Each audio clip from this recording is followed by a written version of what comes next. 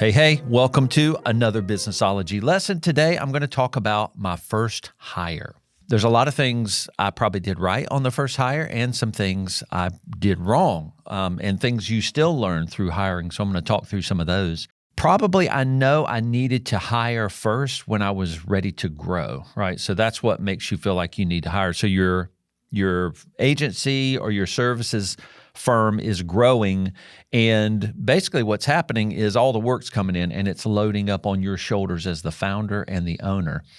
And you go, hey, I want to keep taking revenue and I can't take any more work. So you have to hire. The first hire is pretty strategic, but you can also get it wrong and still be okay. It's later when you get into sizes of 8, 10, 12, when you really start to hire intentionally into some kind of predefined structure. But that first hire is somebody that's really just going to help you. You need some help. And there's a lot of different things you're doing as the founder, as the owner at that time. Typically, you're doing everything. So you could really hire somebody to do almost anything.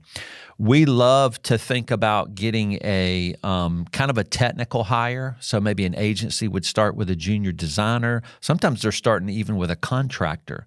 They start with a contractor first. That's a way to flex into labor to get help. For us, I needed an admin payroll person because those were the types of services that I could delegate easily. So when you're hiring, in your first hire, you want to pick some tasks that you can delegate really easy. And so in our firm, we do taxes. So I'm not going to hire a tax manager as my first hire. I'm really hiring a payroll administrative helper, somebody meant to help me get some of these things off my plate. So in your first hire, a lot of people are thinking through that. Do I hire an administrative movement role? We call it a movement role. Somebody's moving paper and knowledge through the company, sorting things, filing things. That's how we traditionally used to do it. Or do I hire a technical role? That is somebody that's actually producing revenue. And sometimes you can't do that at first. You need a helper to make the company move and run, and you have to keep a lot of the revenue production on your plate. So the first hire may not be a revenue producing hire. It might just be a helper with the administrative knowledge movement in the company. So, and we did get that right. We did hire that payroll administrative person that was really good at taking off just a lot of those easier tasks that could be recurring, easily performed by somebody else. So I think we got that right.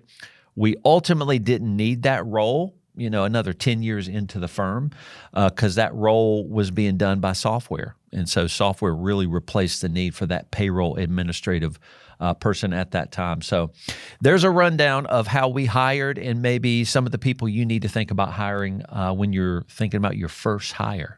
So I will tell you real quick of a hire I did get wrong.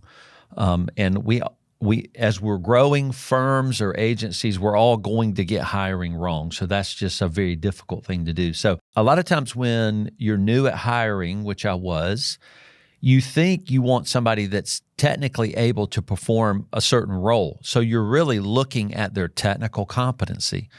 But we've always found the people that don't fit are not a fit culturally. So they may be great technically at the skill we've hired them to perform, but culturally they don't fit in.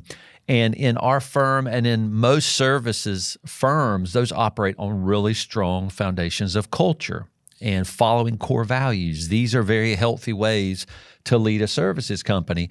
So if you have somebody that's not a great cultural fit in those situations, they're going to really stand out and they're going to impede your growth. So that is a hire we got wrong.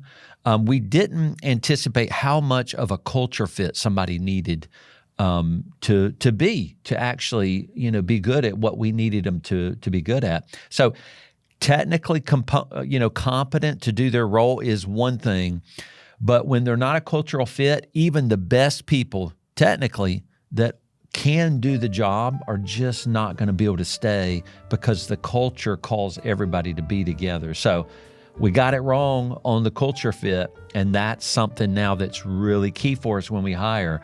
We're going to do things like a number of different personality profiles. We're going to have multiple people meet them. So we're trying to assess people now, not only technically, but as a culture fit. And that really has changed how we hire and the strength of our team now.